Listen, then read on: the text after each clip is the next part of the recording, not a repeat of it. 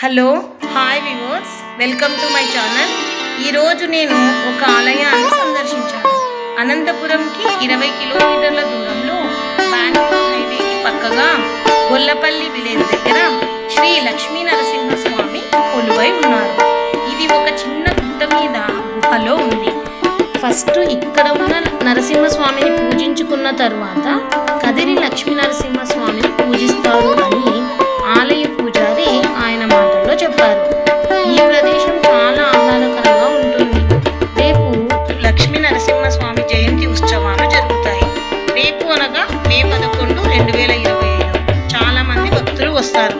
మరి మీరు కూడా విజిట్ చేశారా? నేనైతే విజిట్ చేశాను.